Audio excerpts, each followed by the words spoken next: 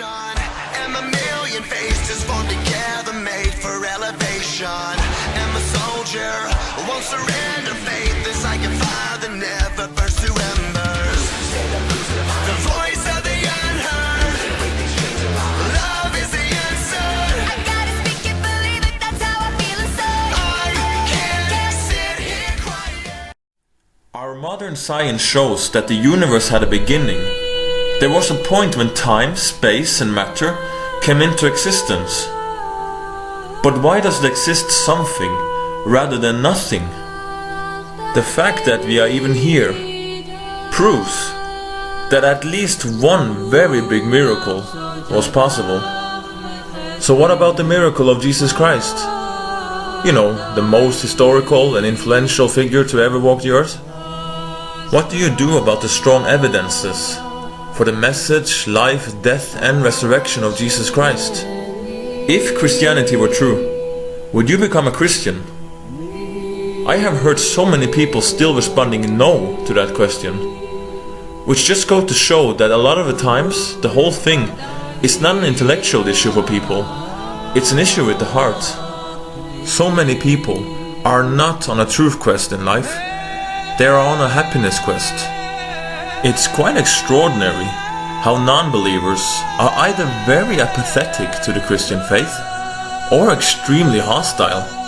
They are either simply not interested and just don't care, or they will throw pop atheist slogans and memes on you with Bible verses out of context and several negative prejudices against Christianity, creating a very false picture of God as an old bearded angry sky daddy. In the beginning, the world God created was very good. It was without sin. Love cannot be forced. Love must be given freely, by choice.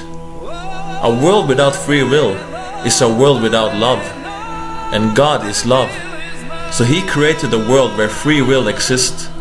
And He anointed that free will to the human race, because we are made in His image. But eventually, we use that free will to choose evil, to make rebellion against God our Creator, because we wanted to become like God ourselves. We separated ourselves from God's full and holy presence, demanding our own independence from the kingdom of God.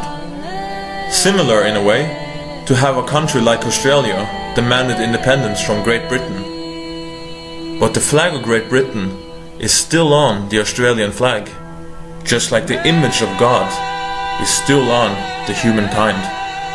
And just as there is still a lot of British about Australia, so is it also still a lot of reflection from the image of God about us humans, here in what is now a dark, fallen world.